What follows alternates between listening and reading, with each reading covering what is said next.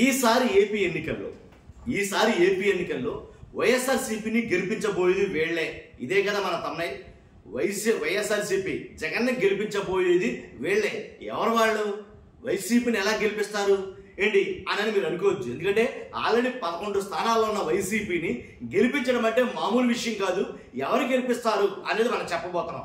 ఎందుకు ఇప్పటికిప్పుడు ఈ అంశం తెర మీదకి వచ్చిందంటే కనుక ఖచ్చితంగా మీరు తెలుసుకోవాలి. కాబట్టి ఫస్ట్ అయితే లైక్ చేయండి. లైక్ చేయడం వల్ల ఎక్కువ మందికి ఇన్ఫర్మేషన్ పాస్ అవుతుంది, తద్వారా ఎక్కువ మంది తెలుసుకుంటారు. కాబట్టి లైక్ చేయడం మీ బాధ్యత. అలాగే నాకు కూడా మోటివేషన్ ఉంటుంది మీరు లైక్ చేస్తే. ఓకే, కొత్తగా మన ఛానల్ ఎవరైనా చూస్తే కనుక పక్కాగా సబ్స్క్రైబ్ చేయండి. మీ అమూల్యమైన అభిప్రాయాన్ని కామెంట్ రూపంలో తెలియజేయండి. మనం ఏ విషయం చెప్పినా సరే దానికి తగ్గ ఆధారాలు లేకుండా ఏ విషయం చెప్పం. వైఎస్ఆర్సీపీని గెలిపించబోయేది వీళ్ళే అంటే కనుక వాళ్ళు ఎవరో కాదు, మహిళలు. రానున్న వైఎస్ఆర్సీపీని మహిళలే గెలిపిస్తారు. ఇప్పుడు ఓడిపోవడం కూడా వైఎస్ జగన్మోహన్ రెడ్డి మొత్తం పార్టీ వైసీపీ ఓడిపోయిందంటే కనుక నాకు తెలిసి 1/3 ఖచ్చితంగా మహిళలు అయితే కనుక బాగా ప్రభావం చూపించింది. మహిళలు ఎక్కువగా వాళ్ళ వల్లే ఓడిపోయారు అనేది చాలా సర్వేలు చెప్పాయి, చాలా మంది మాట్లాడారు. ఎందుకురానంటే కనుక ఏదైతే చంద్రబాబు నాయుడు గారు మహిళలను ఉద్దేశించి కొన్ని పథకాలు పెట్టారో ఆ పథకాలకు ఆకర్షితులై ఆ పథకాలు అట్రాక్ట్ అయ్యి ఖచ్చితంగా వాళ్ళైతే కనుక ఓట్లేశారు అని కొన్ని సర్వేలు చెప్తున్నాయి. మొత్తానికి ఏదైతేనండి యాక్చువల్గా ఇప్పుడు ఇంకా అంటే పురుష ఓటర్లు అంటే ఆంధ్రప్రదేశ్లో పురుష ఓటర్ల కంటే మహిళా ఓటర్లు విపరీతంగా పెరిగారు. ఏపీలో మొత్తం ఓటర్లు 4,14,40,447 ఓటర్లు ఉన్నారు ఆంధ్రప్రదేశ్ మొత్తం మీద. ఏంటి ఇది 2025 ఎలక్షన్ కమిషన్ డిసైడ్ చేసినటువంటి కొత్తదన్నమాట ఇది లిస్ట్. కాబట్టి వీళ్ళలో మహిళలు పురుషుల ఓటర్లతో పోలిస్తే 7.3 లక్షల మంది అధికంగా ఉన్నారండి. కాబట్టి మహిళా ఓటర్లే అధికంగా ఉన్నారు ఇప్పుడు ఆంధ్రప్రదేశ్లో. ఎప్పుడు వాళ్ళదే క్రియాశీల పాత్ర పోషిస్తారు. కాబట్టి మహిళా ఓటర్లు 2,01,00,000 మంది దాకా మహిళలు అయితే ఉన్నారు. కాబట్టి వీళ్ళందరూ కూడా సూపర్ 6 మాయలో పడైతే కనుక ఓట్లేశారు అని అయితే చెప్పాలి. ఇప్పుడు ఏమైంది? సూపర్ 6 మాయలో పడి ఓట్లేస్తే కోట ప్రభుత్వం గెలిచింది. మరి జగన్మోహన్ రెడ్డి గారిని వీళ్ళలా గెలిపిస్తారంటే కనుక ఏదైతే నమ్మబలికేటట్టు చెప్పారో కొన్ని మాటలు కోట ప్రభుత్వంలో అవేవి కూడా నమ్మలా, ఏంటి చెయ్యలా వాళ్ళు. కాబట్టి ఏంటి ఆడబిడ్డ నిధి నెలకు 1,500 అన్నారు. అది సంవత్సరం అయిపోయింది, సంవత్సరంన్నరగా దాటిపోతుంది, ఇంకా ఏమీ చేయలేదు అనేది కనుక ఉంది. తర్వాత ఫ్రీ బస్ అన్నారు. డ్వాక్రా మహిళలకు జగన్మోహన్ రెడ్డి గారు 0 వడ్డీకే డబ్బులు ఇచ్చేవాడు కదా, వాళ్ళ అకౌంట్లో వాళ్ళ బ్యాంక్ అకౌంట్లో డబ్బులు వేసేవాడుగా, అదైతే లేదు. ఏడాదికి 3 గ్యాస్ సిలిండర్లు అన్నారు, అది అంతటా జరగటం లేదు. కాబట్టి ఇలా మహాశక్తి అనే పేరు మీద మహిళలను ఉద్దేశించి చాలా పథకాలు పెట్టారు. ఆ పథకాలు ఏవి సజావుగా జరగలేదు. అది ఇంతకీ రీసెంట్గా ఒక సర్వే వచ్చింది.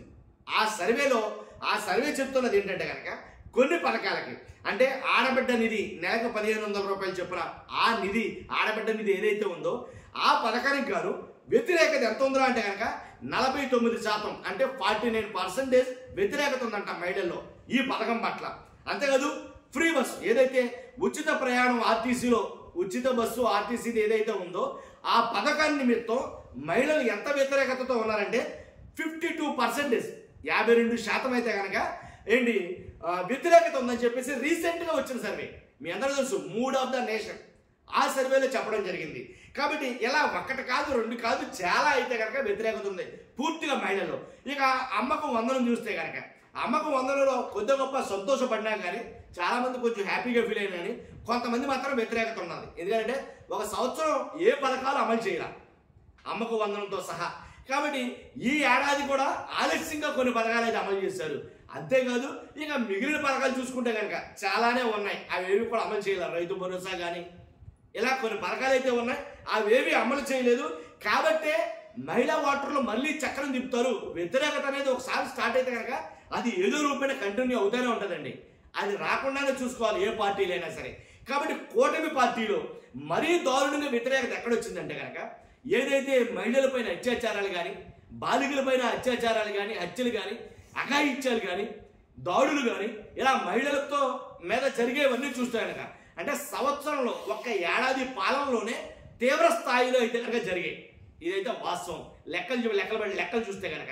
కాబట్టి ఏముంది, మిమ్మల్ని నమ్ముకుని ఆడబిడ్డకి రక్షణ లేదు కదా అని అయితే కనుక చాలా మంది ఆలోచిస్తారు. మహిళలపైన ఎంత ఎత్తు దాడులు జరగడం వల్ల ఏంటి ఒక రకంగా వ్యతిరేకత అనేది ఉంది. కాబట్టి తీవ్ర వ్యతిరేకత అనాలా. కాస్తో కూస్తో కాదు. కానీ మహిళల పైన దాడులు కానీ ఇవి కానీ కానీ ఇవన్నీ చూసుకుంటే కనుక ఖచ్చితంగా 100% ఈసారి ఎన్నికల్లో ఏదైతే 2,01,00,000 ఇంచుమించుగా పురుష ఓటర్ల కంటే 7.3 లక్షల మంది ఏంటి అధికంగా ఉన్న స్త్రీలు చక్రం తిప్పబోతున్నారు. వాళ్ళ వ్యతిరేకత కూటమి పార్టీకి శాపంగా మారబోతుంది. కాబట్టి ఈసారి ఎన్నికల్లో వైసీపీని గెలిపించింది వీళ్ళే అని నాకు కొన్ని అంచనాలు బట్టి నేను చెప్పగలుగుతున్నాను.